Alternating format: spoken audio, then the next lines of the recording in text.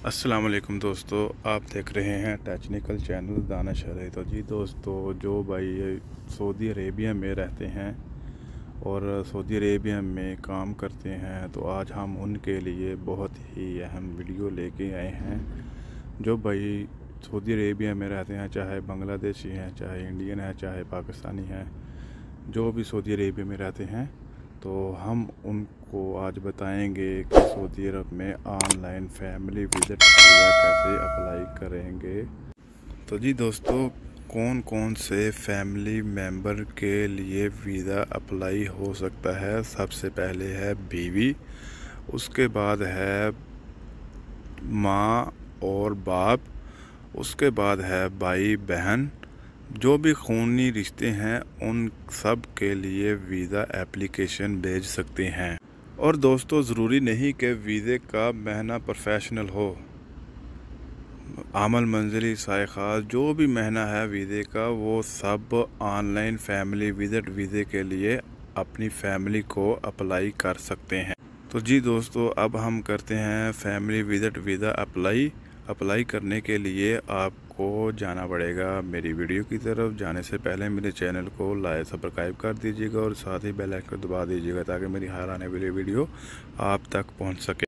तो सबसे पहले आपने क्रोम को ओपन करना है। क्रोम को ओपन करने के बाद आपने लिखना है visa.mofa.gov.sa। लिखने के बाद आपने गो के ऊपर क्लिक करना है।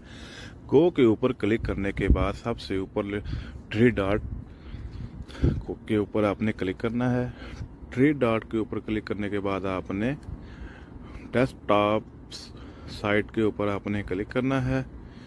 तो क्लिक करने के बाद आपने इस पेज की ट्रांसलेशन चेंज कर लेनी है।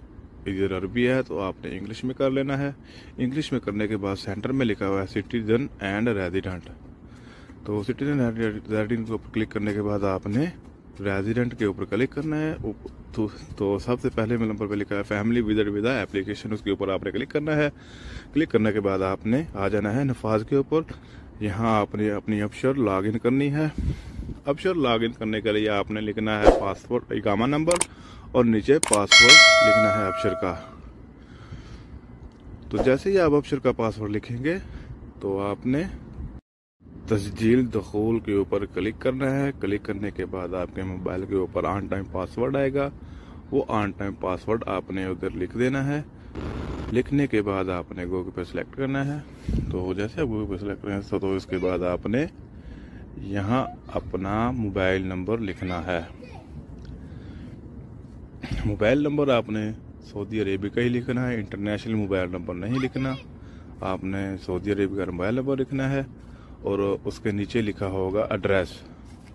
तो दोस्तों, एड्रेस आपने जहाँ आपका कफील रहता है आपने वहीं का एड्रेस देना है। आपके कफील का एड्रेस जहाँ से उसने गुरफत जारी करवाया हो। उसके बाद आपने अपना यहाँ ईमेल एड्रेस लिखना है। ईमेल एड्रेस आप अपना लिखेंगे, कफील का नहीं लिखना, अपना लिखना है।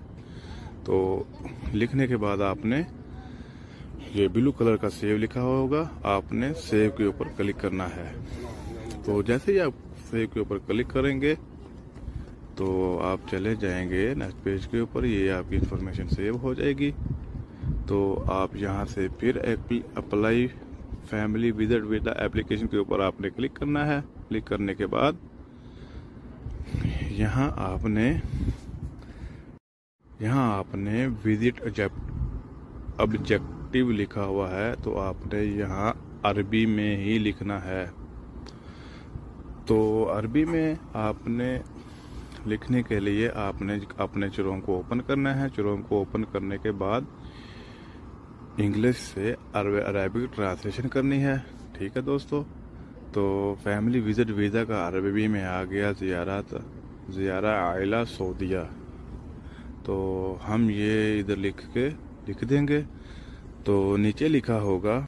इस खाने को दोस्तों आप छोड़ भी सकते हैं अगर लिखना चाहें तो। पासपोर्ट के ऊपर जहाँ वीज़े की स्टैम्प वीज़ा लगा होता है उसके फर्स्ट वाला नए नंबर जो है वो आपने यहाँ लिखना है, वीज़ा नंबर।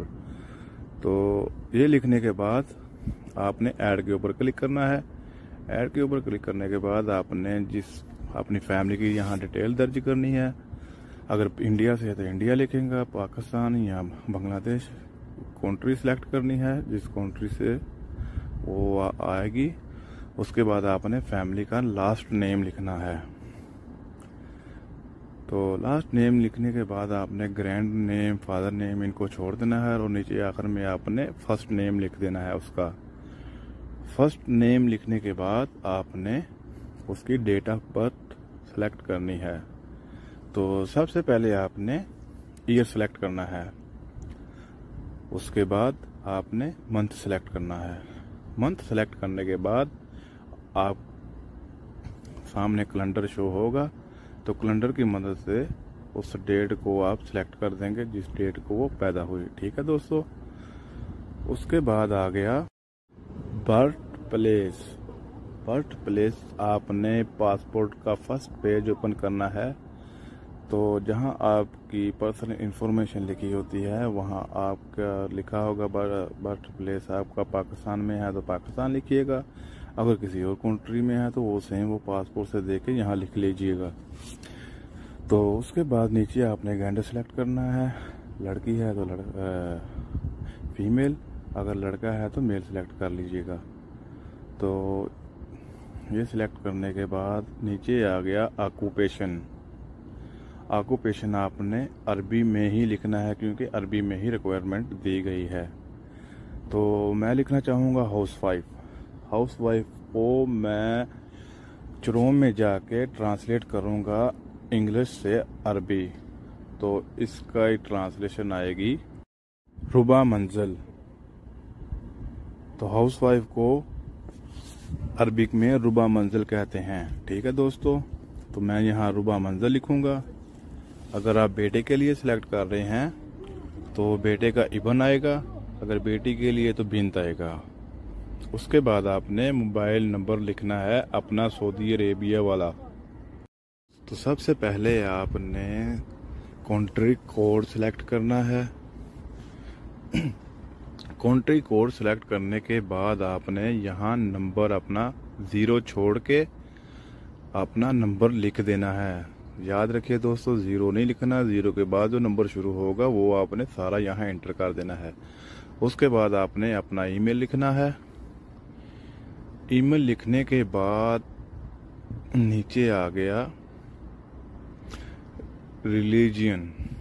तो इस्लाम मुस्लिम है तो इस्लाम कीजिएगा, गैर मुस्लिम है तो नॉन इस्लाम कीजिएगा। नीचे आ गया रिलीजियन। ठीक है दोस्तों। यहाँ अगर बीवी के लिए कर रहे हैं तो बीवी लिखिएगा, अगर बेटी के लिए तो डॉटर के ऊपर सेलेक्ट कीजिएगा, अगर मदर है तो जो भी आप जिसको भी बुलाना चाह रहे हैं आपने सिंपल उसको सेलेक्ट करना है। तो नीचे आपने लिख देनी है पासपोर्ट इंफॉर्मेशन। पासपोर्ट नंबर सबसे पहले लिखना है। उसके बाद पासपोर्ट टाइप, इसको दोस्तों आप नॉर्मल में ही रहने दीजिएगा क्योंकि आप इसको चेंज ना ही करें तो अच्छा रहेगा। तो नीचे आ गया पासपोर्ट इशू डेट। तो यहाँ हमने पासपोर्ट के ऊपर दे के पासपोर्ट की इशू डेट यहाँ दर्ज करनी है। तो यहाँ पासपोर्ट की इशू डेट नहीं लिखी जाएगी। सबसे पहले हम पासपोर्ट की एक्सपायरी डेट लिखेंगे, तो फिर बाद में हम पासपोर्ट की इशू डेट लिखेंगे। अगर आपके पास भी इस तरह की प्रॉब्लम फेस आ रही है तो आप भी सेम ऐसे ही करिएगा। पहले आपने पासपोर्ट की एक्सपायरी डेट लिखनी है, उसके बाद आपने पासपोर्ट की इशू डेट लिखनी है। कैलेंडर आगे आ जाएगा तो आपने कैलेंडर से देख के डेट सेलेक्ट कर देनी है। उसके बाद आ गया पासपोर्ट इशू प्लेस। तो अपने पासपोर्ट से देख के किस सिटी से आपका पासपोर्ट इशू हुआ आपने वो सेम देख के यहाँ लिख देना है। नीचे आ गया वीज़ा इन्फॉर्मेशन। कमिंग प्लेस के ऊपर क्लिक करेंगे तो पाकिस्तान में एक इस्लामाबाद में एम्बेसी है, एक कराची में एम्बेसी है, हम इस्लामाबाद करेंगे। तो इंडिया बांग्लादेश आप देख लेंगे तो आपके नज़दीक कौन सी एम्बेसी लगती है उसको सिलेक्ट कर लेना है। तो नीचे आ गया नंबर ऑफ एंट्रीज। तो इसके ऊपर आप क्लिक करेंगे। क्लिक करने के बाद नीचे लिखा होगा मल्टीपी और सिंगल 3 मंथ का वीज़ा होगा और मल्टीपी 1 साल का होगा। हम मल्टीपी का सेलेक्ट करेंगे। उसके बाद आ गया वीज़ा ड्यूरेशन, तो साल में 365 डे होते हैं, तो हम इसके ऊपर क्लिक करेंगे। अगर आपने 1 मंथ का किया तो 3 डे के ऊपर क्लिक करेंगे। उसके बाद रिन्यू कितने दिनों बाद करना है, तो हम 3 मंथ के बाद रिन्यू करेंगे इसको, तो हम 90 डेज के ऊपर सिलेक्ट कर देंगे। तो जी दोस्तों, ये हमारा फार्म फुल हो गया।